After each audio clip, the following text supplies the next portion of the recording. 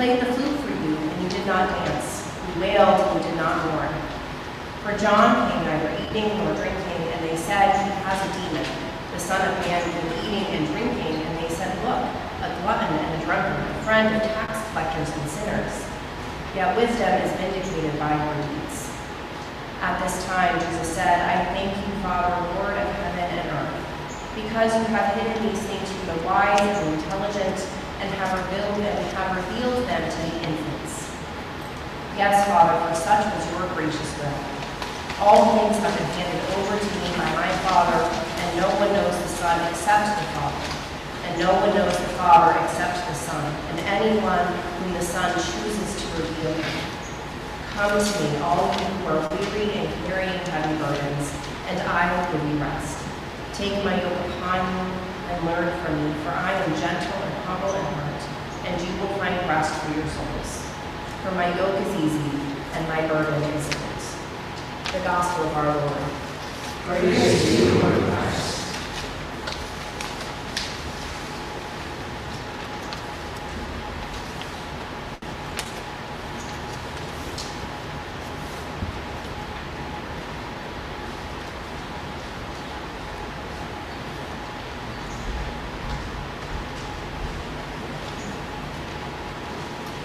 We speak to the name of one God, Father, Son, and Holy Spirit. Please be seated. A couple of weeks ago, when I was in my continuing ed conference, one of the sessions was on emotional intelligence, taught by Dr. Mark Brackett, who wrote a New York Times bestseller. When we talked about it, because I still can't believe it's a New York Times bestseller, but it is in fact a New York Times bestseller. And he teaches an emotional intelligence course to the students at Yale Medical School so they can better take care of their whole self. And he tells the story of his early days as a professor at Yale, where there was an exponential amount of undergraduate students that were seeking mental health services. They said that they were stressed and they wanted to reduce their stress. They were too stressed. And so many of the students came to therapists, and which Yale helped cover the cost of doing that. And they came to therapists who came and helped trying to reduce their stress levels. And what they found is that regardless of how many times they came to therapy, how many ways the therapist gave them to increase their stress tolerance, all of that, none of it helped. The kids continued to declare that they were too stressed to be able to function appropriately. And so he and his team did some research around this, and they surveyed the students, and after many months, they discovered that the kids weren't stressed at all. Stress is defined as having too many demands and not enough resources. That's the actual definition of stress. You have too many demands placed on you and not enough resources to meet those demands. The kids weren't feeling like they had too many demands and not enough resources. They were in fact feeling envious. And feeling envious is a feeling of desire for something somebody else has.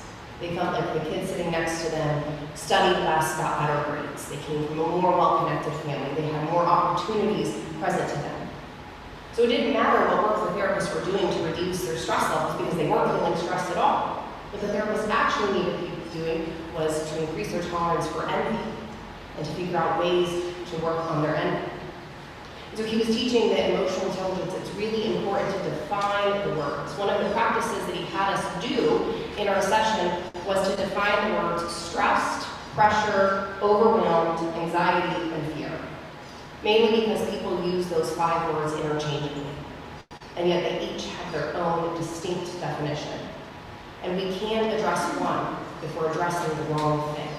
If we're saying that we're stressed, we have too many demands and not enough resources to meet those demands, but what we're actually feeling is pressure, like the outcome of something that depends on something that we'll do, then we need to be focusing on how to deal with the pressure, not the stress. Words and intentions matter. It matters how we define things, and we need to make sure that we're meeting the needs of what we actually have, not things that we think we have. So once they started dealing with the kids' envy, things actually got significantly better. So today in our gospel reading, we have Matthew. We have kind of this catchphrase from Matthew. It's one of the prominent verses of Matthew. It says, "Come to me, all you who are weary and carrying heavy burdens, and I will give you rest. Take my yoke upon you and learn from me, for I am gentle and humble at heart, and you will find rest for your souls. For my yoke is easy, and my burden is light." It's one of the catchphrases of Matthew's gospel. But it actually starts with Jesus being a little bit frustrated with people. To what can I compare this generation? Like children who say, play a flute when we do not dance. So he's actually a little bit frustrated. This happens directly after the 12 are sent out. That happened last week, which will finally finish their instructions and were sent out. It's unclear if the disciples are with him right now. We're assuming that they're not because in the previous verses they were sent out. However, in the next verses they will reappear. So we're not really sure if the disciples are there. But we can assume that they're likely on their mission.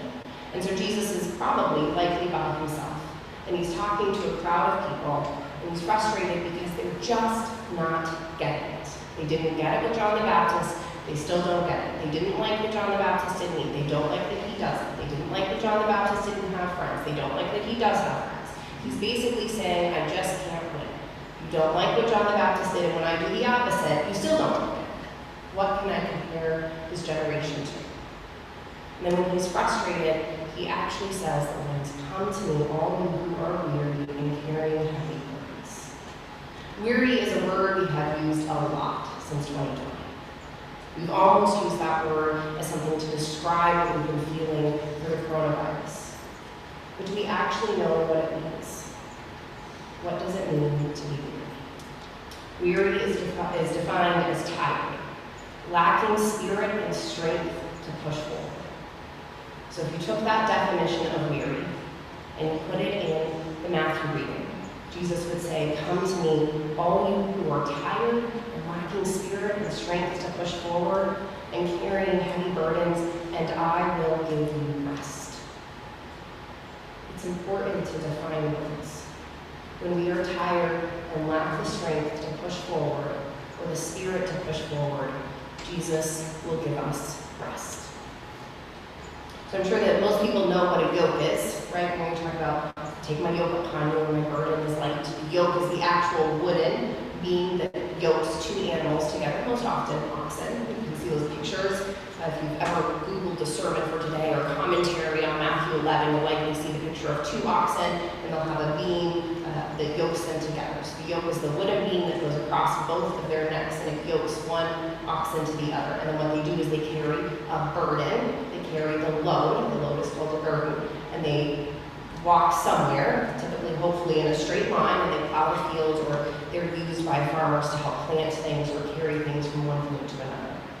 So the yoke takes these two animals and it makes them work together as a team. And the burden is the load that they carry. So take my yoke upon you. So what Jesus is saying is, come and stand alongside me, and we will yoke ourselves one to another. We will stand shoulder to shoulder, and we will carry what is behind us together. And then any good farmer will put the weight of the load appropriate for both animals. It would be unfair to have the load of one animal be placed on. If you have two animals, you just have one animal pulling, you would want to make it so one animal would physically pull it. So it would be heavier than what one person could carry alone.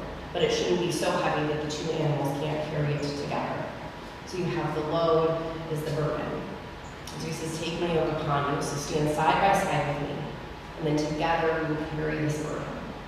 And the thing about it is the yoke is an actual physical representation.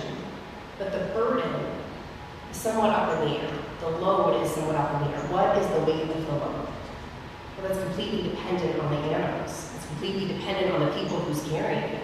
How much can they physically tolerate? And the thing is, that's different for different things. If you're talking about strictly animals, that's different. Different animals have different capacities of carrying. But if you're talking about people have different capacities of carrying as well. For example, if I take my son's backpack and he has it loaded down with a water bottle and a book and his lunchbox and a coat in there and things like that, that's really heavy for him. He could almost tip over. But for me, it's almost like carrying nothing. And the same thing, if I carry a really heavy backpack that I can barely manage and I give it to my husband, he can carry it significantly easier than I can. People have different capacities for carrying burdens. But what Jesus is saying is that his burden is light. The entire season after Pentecost, which we're in, is called Ordinary Time. We often talk about the cost of discipleship. What does it cost to walk with Jesus and to be a disciple of Jesus? Ordinary Time is the longest running season in the church. And what it really does is it talks about Jesus' ministry. Kind of the big prominent pinch points of the church year are Advent and Easter. So you have Christmas, where Jesus is born, and you have Advent, the season that leads up to it, and you have Holy Week and Easter's death and resurrection. It's kind of the bookends of Jesus' life. And they're pretty magnificent.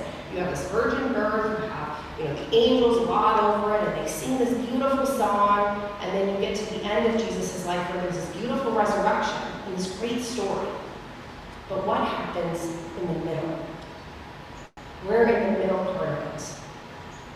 Someone once asked, that most of you have children, so think about that, or if you don't have children, think about kids that you really, really like. Any kids that you really like would be good. Would you allow Jesus to raise your children? Would you trust Jesus to take care of your kids? Because when all we do is think about Christmas and Easter, we miss the Jesus in between. We see two moments in Jesus' life, but we don't see the Jesus that people laid down their life for. People that gave up everything to follow Jesus.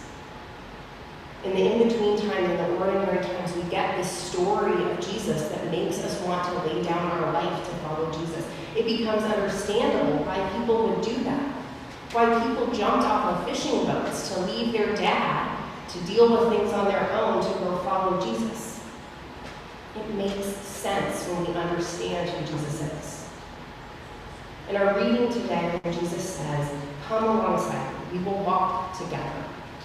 The other thing that Jesus says is that if you need to rest, if one of us needs to stop and break, we will do it together. We will get to our destination side by side. I will not leave you. I will not abandon you. I will not push you further than you can go. Together we will walk. And if the burden becomes too much or too great for us, together we will face it. So, that's a Jesus we're laying down our life for. That's a Jesus that we should give up on for. So even though Jesus is frustrated at the start of this reading, the last thing he says to people is, "Come to me. Come to me, all you who are weary. Come to me, all you who are tired and lacking of spirit and strength to push forward. And all of you who are carrying heavy burdens, and I will give you rest. Take my yoke upon you and learn from me. For I am gentle and humble at heart, and you will find rest for your souls. For my yoke is easy, and my burden is light." Amen.